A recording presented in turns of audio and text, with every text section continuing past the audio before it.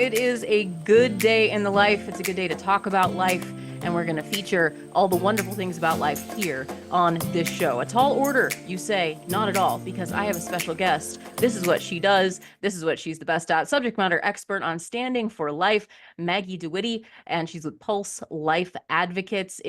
She's been a longtime friend of the show, longtime champion for life in our state and far beyond. You know her, you love her. Maggie, it's been too long. Good to talk with you. Thanks so much. It's always a pleasure to be on and talk about all things life. Absolutely. And it's the perfect time, right? So we are in 40 days for life. So I don't know if everybody has streamers and balloons like I do at my house, but it's the perfect time to be talking about life, celebrating life. And I think also lovingly confronting the lies that surround life, especially our preborn neighbors, and what it really means to love and be pro-life. So let's talk a little bit about what 40 Days for Life is and how people can participate. Sure.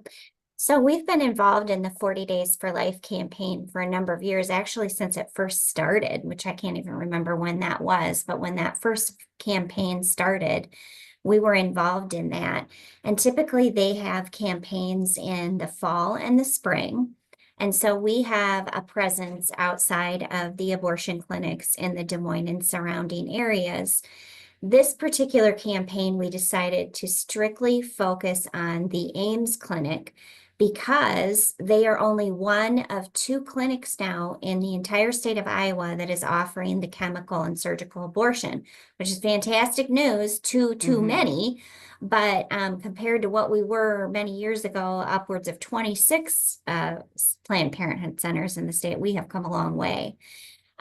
We still have two clinics in Des Moines, the Drake location and Urbandale, but neither of those locations are offering abortion services at this time. We also have a Planned Parenthood in Iowa City and an Emma Goldman Clinic. And the Emma Goldman Clinic is the other facility that is in Iowa that is offering the abortion, both surgical and chemical. And I know that both Dubuque County Right to Life and Johnston County Right to Life have been really focusing on that Emma Goldman Clinic and having a pretty regular presence out there. So again, we've decided to get more focused on that Ames Clinic. And so if you go on our website, pulseforlife.org, and click on the Sidewalk Advocacy tab, that will take you to the calendar and it will show you all of the different times that I or any of our staff are going to be out there praying. And so it's kind of our sidewalk advocacy is kind of a component of the 40 Days for Life, in that we want to take it a step further if people want to do that. You know, the 40 Days for Life campaign is really about having that prayerful presence, because we know that women who do see people outside praying, they will turn around. They will change their mind. And that's why it's important that we're there. And sometimes they're looking for a sign, they're looking for answers, and seeing that there is someone there loving and prayerful and peaceful and calm is exactly what they need to help them make a life-affirming decision for their unborn child. But sidewalk advocacy takes it a step further for those who actually want to try to engage with the women that are going into those clinics. You don't have to do that, but you certainly can. And we offered a training. We did one in Ames and in Des Moines, and we'll be offering some more in the future just to give you an idea of the things that you should and shouldn't do when you do approach a woman. And basically, it's just an opportunity to tell her, hey, you have options. And when I'm in Ames, I'm really letting her know, hey, do you know that just a few blocks away is a free pregnancy center called Obria Medical Clinic? And you can get everything there that you need. I don't say without abortion, but I think that's implied that this is a life-affirming pregnancy center and they're going to provide real medical care and real options. And so it's just that opportunity to maybe plant a seed. We also have blessing bags that we put together for the women, and it has all different kinds of information. Maybe it has some chapstick and a few, pieces of candy, or, a little prayer card. They're all kind of different, depends on what we put in them, just to, again, love on them and show them that there are people out there that care about them They care about their baby and want them to make a good choice. So that's kind of where we're at right now. And for me, it's always a mix of like, it's hard to go out there. It's hard to see women go in those doors. And at the same time, it really helps me because I see what's really happening because that's the reality of the pro-life movement. We are having women go in there and are choosing to end the life of their baby. Yeah. And I think we need that. I do because I can kind of get away from that, you know, when I'm at the state house or when I'm behind my desk. And that really gives me the reality of what I'm fighting for is seeing women that, you know, the man is waiting in the car, doesn't even go into the clinic, seeing those women come out with tears in their eyes. And today was a hard day. I was there this morning and it was a full lot. I mean, it was a full lot. So, you know, there were a ton of women in there, and one woman was really angry and saying, you know, are you going to come and help take care of my baby? You know, do you support welfare? And, you know, we were trying to tell her, yes, we do support. If you need babysitting, we could find babysitting. You know, we were trying to be positive, sort of ended it a negative note with her, you know, kind of cursing at us and driving away. But it's just, you know, it focuses the reality of what we're up against. And it's really important that we're there. So we encourage you to join us. And if you can't, just pray at home. That's the most important thing you can do anyway. But really pray for all of those people involved in that whole abortion setting, the doctors, the nurses, but all of those women that are going in there thinking that this is the answer. Yeah. And they have no idea the devastation they're going to have in their lives. And just watching the women's faces as they come out. You know, Yeah. if they don't listen to the warnings, what's that like for the women that you see and you're trying to kind of pull them back or to help them recognize that they have options, that there are loving options, that there's support, they don't have to do this. And they choose instead to go the other route, to go inside and to end the life of their child. What's that experience like as they come out? What do they seem like to you? I mean, they're devastated. You know, there was this the young girl that was coming out today, and, you know, I surmised it was her dad. It looked like an old, you know, quite a bit older gentleman. And I just thought, what could possibly be going through his mind, thinking that this would be something that would be good for his daughter. But she looked very dejected and just got into the car right away, didn't make eye contact with any of us. And I just sometimes it's just really even hard to even look at them too, because you don't just know the amount of suffering that they must be going through. And of course, there were several escorts and the security guard. And, you know, one of them was opening the door and it was like, oh, welcome, come on in. And it just made me sick to my stomach. Almost Because, like they're amping it up because you guys are out there. yeah, it was just like, no, this is not a good place. This is not a welcoming place. This is a place of death. Yeah. And yeah, that almost made it worse because it's just sometimes you just want to, you know, just scream and say, don't go in there, Yeah. you know, which that probably won't help. Um, but It's knowing that you can make a difference though, and at least like just preaching the truth. I know that lots of us can become weary in well-doing, like you were saying. It's like, do I really make a difference? Does any of this even matter? Because I think that is part of the dejection lie. That's a good word. There's a deception out there that says, well, you're never going to change anybody's mind. Everybody's mind's made up anyway. Just let everybody do what they want to do. It's not hurting you. Why is this a big deal? You just, you go pray in your corner, little Christian, and don't worry about what anybody else does. It's their choice, whatever.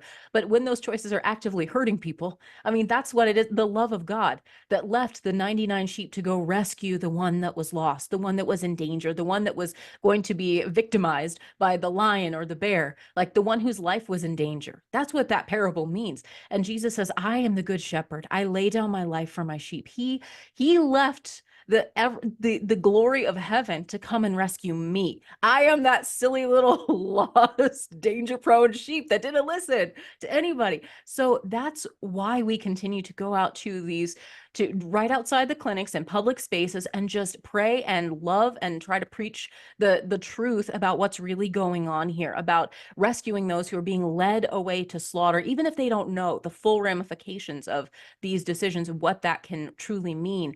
I think all of us understand at some level what that's about, and it provides that ability to think again, more information, the ability to say there's more resources, there's more help. We can help you. We care enough about you and your child to help you. And I just saw, I mean, I do see positive stories too. I just saw recently there's a gal that had several children. She had abortion in her past and she had several children, and now she was pregnant again. And it was just this feeling of overwhelm. I don't know how on earth I'm going to raise one more baby. And so she did the thing she said she'd never do, which was to go find another Planned Parenthood.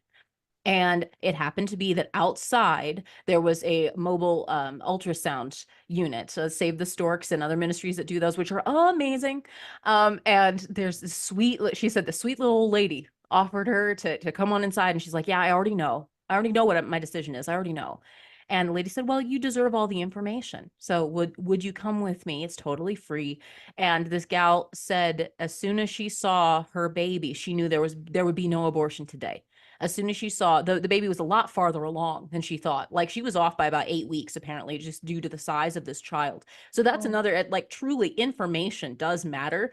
And that can change everybody's situation. You know, it's a baby no matter what, at any stage gestation, but there's a lot more dangers and a lot more considerations for many people just as you get older. Again, women deserve this. Women deserve this type of information. But it was seeing the baby and understanding that there's really is somebody that cares, that there's a lot of pregnancy resource centers, as we mentioned, and church ministries and community just resources that are out there. And the pro-lifers are the ones that are standing shoulder to shoulder with pregnant women in times of need and saying, we will, however, whatever it takes. We care about you and we care about your child enough that whatever it takes, we will stand by you. We will get you on your feet. We'll figure out, you know, whatever we can do to meet those needs, because the person is not the problem.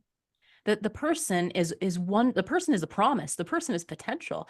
And so from that, it's just a diametrically opposed worldview that over at those clinics, they may smile at you coming in, but then you rush them out the door. They're probably not going to see you again. And we're the ones that are ready to walk alongside young women, young families in need and say, whatever it takes, we're going to help you because we believe in you and we believe in your child. We believe in your family. This is the difference, I think, just in a nutshell. It's how we see one another. You know what? One of the gals that came with us today to pray, and we've had a good amount of students at Ames from the Iowa State Students for Life Club. And they've been really fantastic organizing and getting some kids out there. One of the gals was out there and she was talking about the different tabling that she does at in front of the library on campus, her and their group. And I was asking her about, you know, how that goes. And she said, you know, that they do have a lot of really good discussions. And sometimes they kind of go off the rails and people are angry. And we just talked about the misinformation. And you kind of alluded to that, you know, like all of these resources. And I was explaining to her, just from my perspective of running a pro-life organization, how blocked I am of getting my information out on social media because of how the algorithms and all of those things, trying to boost posts and trying to get things and you know, further our reach is hard. And same for these pregnancy centers, and they have to spend, you know, millions of dollars on advertising just to be able to, you know, get this information out there. And if they can, and they're not blocked by it. And so you're looking at a lot of these young people who are purposely being blocked from getting information about life affirming options. So the only thing they are seeing is the Planned Parenthood. That's all they're seeing is this is healthcare. This is women's healthcare. and they're being blocked from this other. And she was kind of like, yeah, that's a good point. I said, that's kind of the reality of where we're at. Is it's getting better. And I think with the new administration, we're going to hopefully see some changes with all of that. But for so many years, we've been blocked at every turn. And so you've got a group of people who, if they're just getting their media through, social media and mainstream media, they're not aware of everything that the pro-life movement is even doing. Mm-hmm. And it just continues to compound that myth that we don't care about the mom, that we don't care about the woman, that we don't care about helping her, because they have no idea that in Iowa alone, there's 55 different centers across Yeah. the entire state that would Mm-hmm. help a woman in need. Absolutely. And ironically, it's the quote unquote pro-choice crowd that only affirms one choice. They only seem to countenance one choice. They shove women towards abortion and say, this is your empowerment. This is your option. This is it. Just go. Just do it. Don't think about it. It's not even a big deal. It's your healthcare, whatever. And they don't stop to think about any of the complexities of what that woman's her specific needs, station in life, whatever, her dreams, her goals, what her challenges. And whereas the pro-life community walks alongside women, and I'll say this until until the day they call me home, that's what love looks like. Love is living out your pro-life. It means actually loving people enough to meet their needs. It means caring about their true good. And their true good does not mean ending the life of a child, of a tiny little vulnerable human being. That is never going to be the solution to the problem. It's only going to make everything worse, in fact, but it's never going to be the solution to the problem. We need to love people enough to love everyone involved in that situation to help meet the actual needs, so that the fears can quiet down, so that the dangers can be confronted and answered, and so that they can start living again, that they can find, dare I say, abundant life through Christ, new life. And that's basically our mission. It seems like we as Christians should be very at home with this concept, that it shouldn't be scary to us. It should just be another extension of loving our neighbor, of loving people, even if you see them as an enemy and they're screaming at you across a protest line. We're still to love them. We're still called. It's a little less comfortable that way, but yeah, God doesn't call us to be comfortable. So just note of the day. And so many times we get put in those positions. We're like, okay, Lord, what do you want me to say? How can I be like you? How can I reach out to these people that, think that they hate me or whatever? That's not really important right now. What's important is that I shine the love of my Heavenly Father through Jesus Christ towards them here and today. How can I do that? And 40 Days for Life, there is a place for you, whether you're going to be a prayer partner, whether you'd like to be a more visible, take a more visible position outside, maybe on the sidewalks, maybe you'd actually like to talk to women and counsel them and care for them, provide more of that publicity for pregnancy resource centers. That would be a great way to help. Or you also mentioned the State House, Maggie, and I know we need advocates. We need knowledgeable folks that are willing to pray for our legislators and lovingly guide them to help protect life and improve protections for life in our state. We have made some strides and we have had some victories in the last several years, and we're still excited and grateful for that, but there still is a long way to go.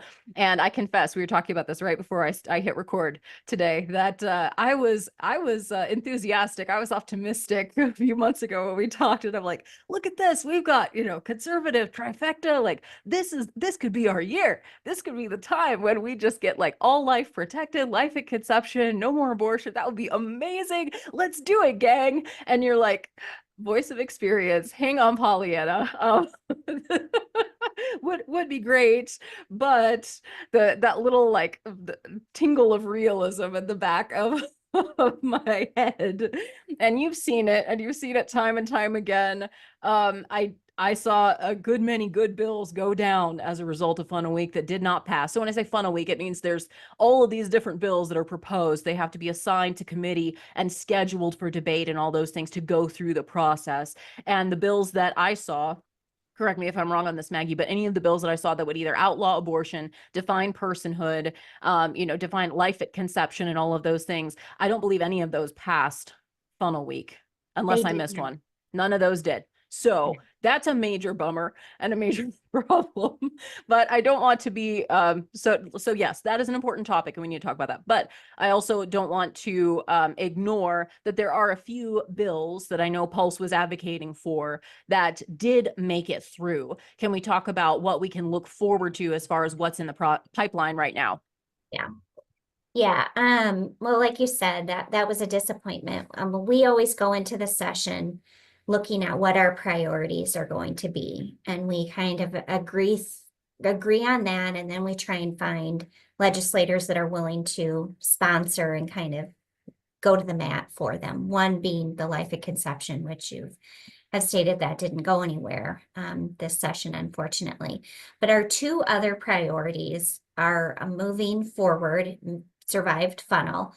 So one of them is, as we're seeing more of the physical clinics closing, the issue now is how we're going to combat the abortion pills being shipped through the mail, being on the internet. That's where we're seeing the vast majority of abortions are happening, are chemical abortions. So the bill that we had put together is not exactly what we have now, but it's close. We never seem to get exactly what we want, which is always frustrating, but we've gotten components of it. The original thought was that we would make abortion drugs listed as a controlled substance. That piece is currently not in the bill that's moving forward.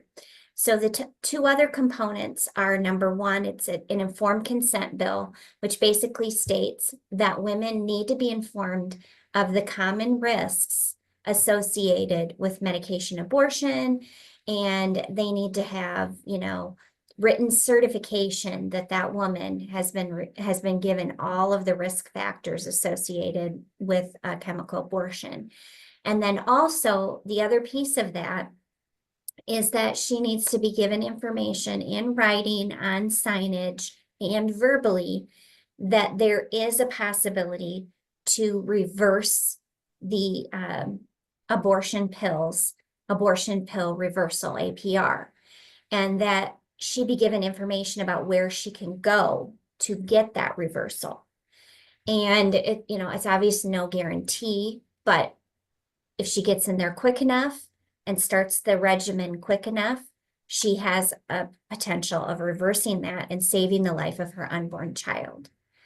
So those are the pieces. It also says that that the doctor cannot administer that outside of a healthcare setting. So that's trying to get at the point where we can't do the online thing, that it has to be administered in a healthcare setting. So it still has the telehealth piece in it. So as long as if the woman is going into a healthcare setting, going on a computer to a doctor somewhere else, that still would probably fly with this bill. But at least wise, it would maybe eliminate any online. Unfortunately, it wouldn't eliminate out of state. If a woman goes on her computer and, goes out of state, Yeah, that's the problem. But that's also a federal problem too. And so there's other components with that we have to deal with. So at any rate, we're seeing the positive, and that it's another step that we can at least give these women the assurances that they're getting all the information about the side effects, but also the possibility of reversing this. So that was one. Our second one is our education bill, prenatal development. We tried to get this passed last session. It was called the Baby Olivia video bill, based on the video that Live Action had put together. It's a great video. It's on our website. We love it.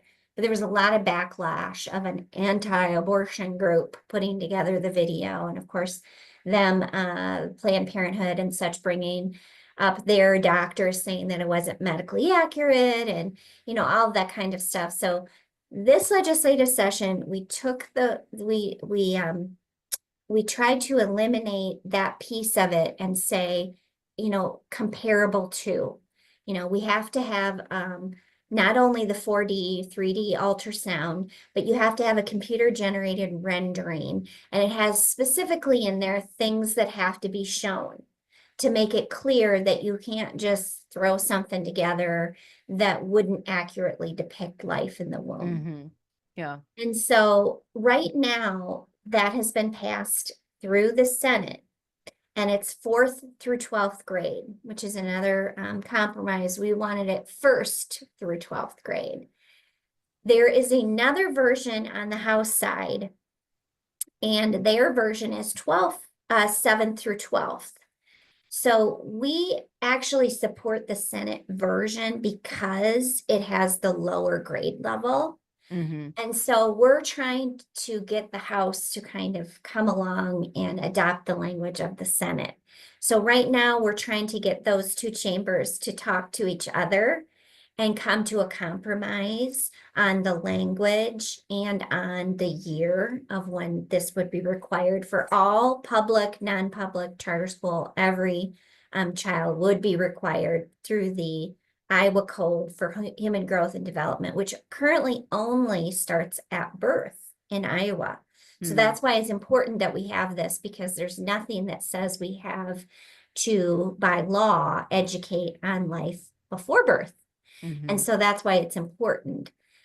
So we're trying to negotiate. The other piece that we hope to insert to alleviate any fear that Planned Parenthood or the abortion industry would put together their own video is to specifically put in the bill that anybody who performs or refers for abortion cannot provide this education. Mm-hmm.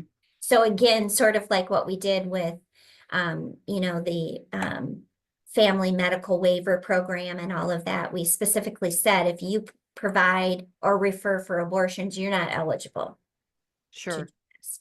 So we're trying to kind of maybe put that in there to alleviate any concerns that the abortion industry might try and use this to their advantage.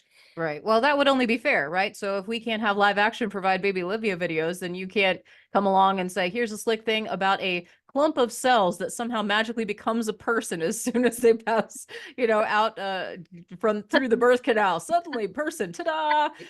If you're making your money from killing these poor little babies, then you probably shouldn't be talking about educating even older babies in the classroom about how they're not really babies. Thank you very much. Like that just, as far as the logic test goes, I don't know. I'm not an expert. I'm just saying, like, I get it. Kids are confused enough. We need to be providing them actual information and science. And I would agree that they can handle at 4th grade, they can handle things because you're not talking necessarily about reproduction, sex ed, anything inappropriate. It's just, this is how we all start. This is how human beings begin. And I mean, you just look at like I have had little ones and then been pregnant with their subsequent siblings, and they're 2 years old and they touch mommy's tummy and they know there's a baby in there. Like it's simply it's that simple. It's that real and wonderful and beautiful. So why not give them that kind of information in an age appropriate way? Makes sense to me. Hopefully it makes sense to the legislators. Yes, absolutely. So, so 2 out of the 3 of our top priorities are moving forward. And then there were a few other ones that we did support as well. One was it's called medically challenging pregnancy bill. I saw that. Yeah. Yeah, and Katie Buck was kind of taking the lead on that. She's a great gal. Her and her husband Ryan have Alex, who has trisomy 18, and so she's been a really great advocate at bringing to light what happens to families who have either a screening or a diagnosis of a fetal abnormality or a fatal fetal abnormality, which unfortunately a lot of times trisomy 18 is categorized, but it is not fatal. There are a lot of babies out there that have survived and lived considerably many years with trisomy 18. So she wanted to bring this forward, and it's step one of a more comprehensive bill, maybe next session. But the first step is to really make sure that they have information out there. So if you as a family, as a mom, receive either a screening or a diagnosis, of some kind of abnormality, then there has to be resources given to that family about other options. Of course, we're really trying to get down to the bottom of what we see is unfortunately the pressure that some of these families get to make an abortion decision because their child has something wrong with them. And in the medical community's mind, they're less than perfect. And so therefore, we should really consider ending their life. And so unfortunately, there are many families that have experienced this pressure. So you're already going through just a whole grieving process, knowing that you are having a child that is going to have some either really lifelong disability or illnesses, or may not even survive long after birth, and then on top being pressured to end that life prematurely. And so the second part of that, hopefully more comprehensive bill down the road, would get more at that piece of this kind of pressure in the medical community, and try to alleviate that of more of the options out there for perinatal hospice and the resources that are available to families in those situations. Absolutely. And it's so heartbreaking, knowing that like our friend Kelsey Curtinitis was at the Capitol. I Is up saw there that too? Yep. advocating and talking about her experience with their sweet baby Zion, and knowing that they live like many, like we're talking about hundreds of thousands of couples at this point, families that they have been given probably the worst news that they can think of, and then they're told, oh well, I guess it would be better to just like end this now. It would be better. It would be more merciful or more compassionate. It's easier somehow. And we would never talk about a child like that after they were born. We would never say that killing a sick or, medically challenging child is ever appropriate or ever compassionate. It's cruelty in the highest extreme. And it is not easier to deal with as parents. To watch your child die is horrible. It's horrific. And at the same time, knowing that every moment they were alive, you loved them. Every moment that they mattered, that they always will. And I mean, I can say that understanding that I have a little guy on the other side of Resurrection Day, and I cannot wait to see little Gabriel again. And it's just, it matters so much to know that as hard as that whole thing was, we spent 5 weeks in the NICU, and it was every single day we were praying, and every single day we, heard different diagnosis and all the challenges that might occur, that could be predicted. They didn't know. And it's incredibly tough. And I mean, my experience doesn't compare to people who have done this for years. But at the same time, knowing every moment with your child, before or after they're born, every single moment is a gift. And don't do anything to hasten that. Don't ever take away from that gift. It's no easier. It doesn't make it any better. And we should be supporting parents. We should also recognize that the medical community often gets it wrong. And that's the Yeah. other side of this that is not often talked about. And I happen to, maybe this is providential, Maggie. I just earlier this morning, without even looking for it, I saw a video of Sheila Walsh, who is a Christian speaker and author. She's written many, many, many books, and she has a charming Scottish accent. So she's fun to listen to. But she told a story of being pregnant at 40 years old. And so already she felt like she was under pressure because, the medical community calls us geriatric pregnancy at that point. I'm like, you say that to my face, doctor. Don't be coming in here with words like geriatric. Come on now. But they gave essentially a fatal diagnosis to her son, to her child, when he was in utero. And she had a prayer from many years before that she was praying over for her preborn son, that they kept pressuring her to abort. She said, no, no, no. I believe that this is here for a reason, that God has us in this situation for a reason. And he was born essentially perfectly healthy. And what had happened was the doctors had gotten her chart mixed up with somebody else's. And based on that, had pressured her for months to kill her perfectly healthy son. I mean, it'd be wrong no matter what, even if her child was sick. But there was nothing wrong with her baby boy. And because she held out, she was faithful, she was strong, she showed courage in the face of that intense pressure on the coming from the experts, quote unquote, and they just made a mistake. Oopsie. how many women are in that position too, where the medical community just got it wrong, where there was some sort of shadow on the screening where there shouldn't have been, some sort of mistake, and they get pressured to kill perfectly healthy children because some doctor made a mistake. Yeah, you bring up a great point, which we hear often that that does happen, that they have false positives. And so they're given information, and based on that, they make a life-ending decision. And I just shudder to think how many times that has happened because they're basing it on information that is not accurate. But like you said, regardless, it's still a life. But I just find it so sad that they say that's the compassionate thing to do. When do they actually describe to that mom what will happen in an abortion? Because that's not compassion, No. and that's not ending suffering. Abortion is violent. It's violent and it's painful for babies. So that would never be the compassionate thing. That would never be something that would alleviate that baby's suffering.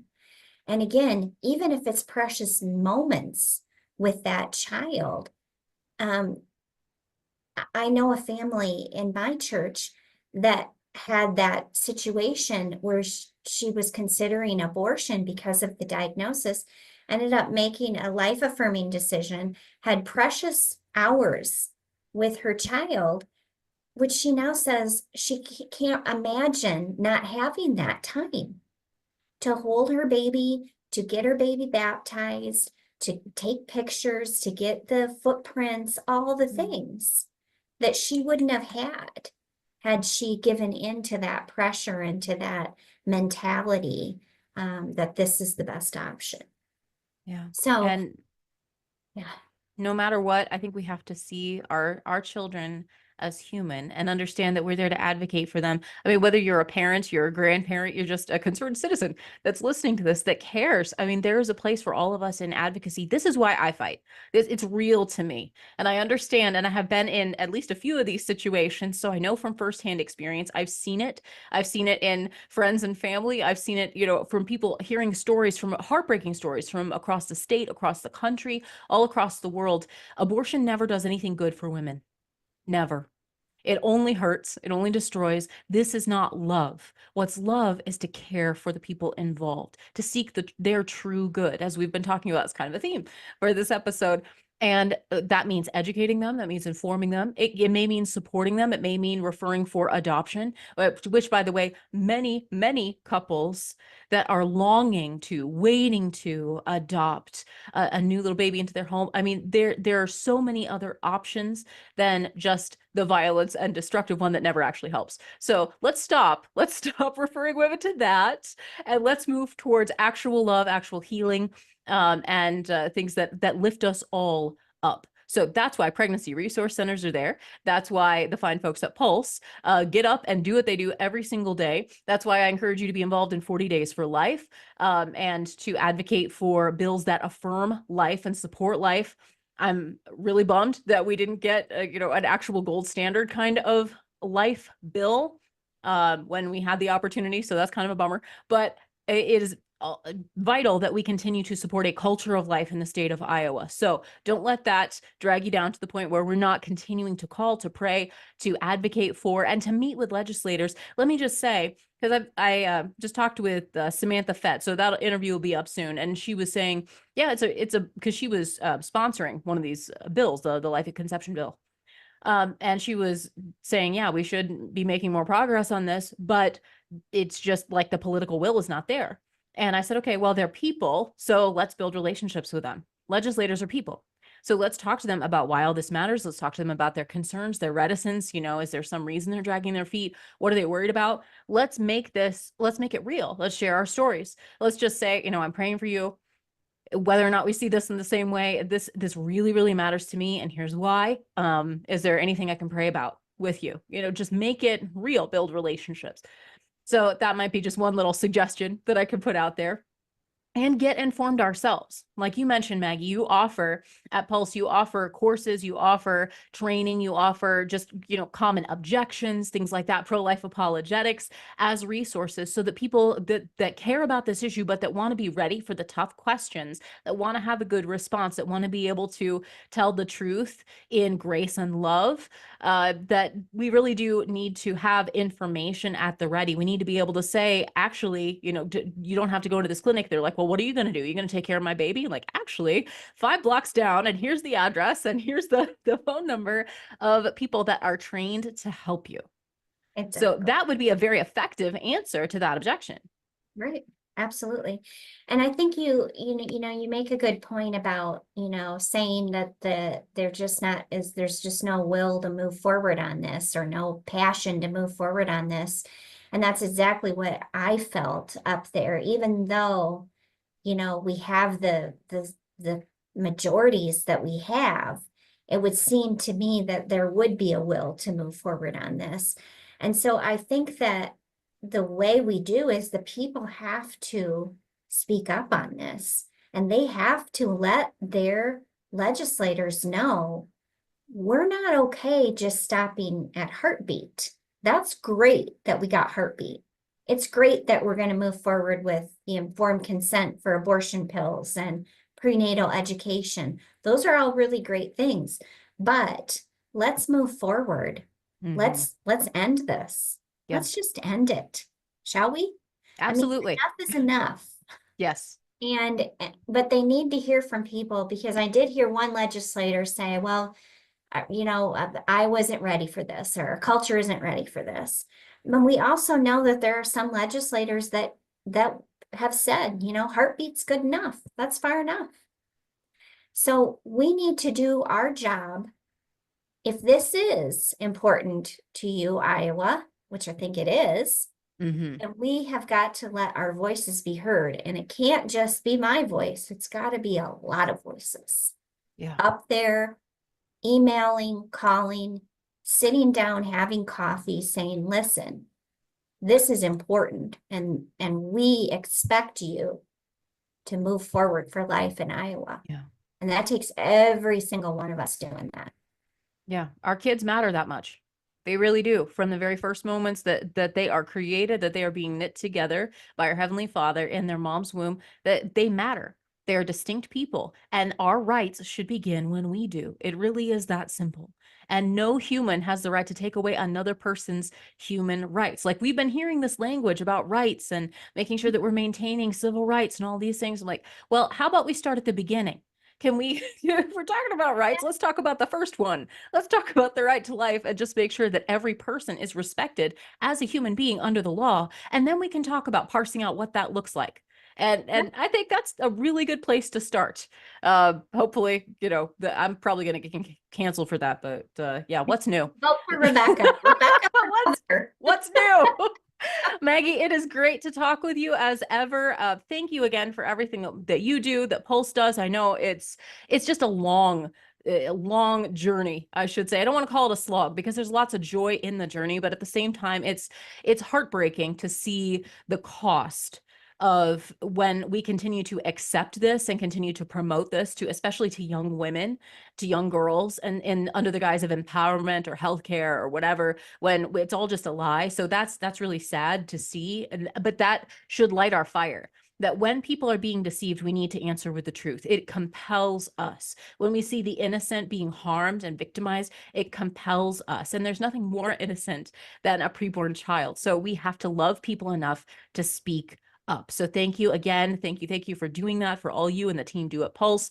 And hopefully at the end of all of this, someone listening right now is willing to say, I'm going to put my pro-life beliefs into action. I'm going to live out my pro-life. That's one of the slogans, proto slogans of this show, because that's what it really means. Let's put our faith into action. Let's work out our faith and show our love by our works. Ready, team? Let's go. Thank Sign you, me up. Maggie. Thank you. Go to pulseforlife.org. I'll do an easy link down below the show so you can figure out ways to get involved either for 40 Days for Life as a prayer partner, either to get yourself educated on how to talk about these issues, and ways to connect with your legislators and figure out where they stand on these issues. Even if you think you're on opposite sides of the aisle, now there's no better time than now to start praying for them. And local pregnancy resource centers that you can start supporting as well. There's a place for everyone. There's always something to be done in this crazy kingdom. So thank you so much for all that you are doing currently. And let me just encourage you not to get weary in well-doing, for as the word of God says, in due season, we will reap a mighty harvest if we do not give up. We do not grow faint, and he is always with us. So with that, I'll leave you with our motto for now. Until next time, we're here to love God, to serve people, and to live free. Thanks for listening to Faith Works Live. When a woman faces an unplanned pregnancy, every possible emotion goes through her head. Where can she go for help and for hope? She can go to Intervisions. Here in our metro, we have 2 healthcare clinics where she will find hope and help. From free pregnancy testing and STD testing to free ultrasounds, Intervision serves women and men with STDs who find themselves in vulnerable situations. They're completely free of charge because of generous donations from folks like you. And their medical clinics help their patients get all the information that they deserve, that empowers them to make life-affirming decisions. That's what they do at Intervision's healthcare clinics right here in Des Moines. Learn more at intervisionshealthcare.org.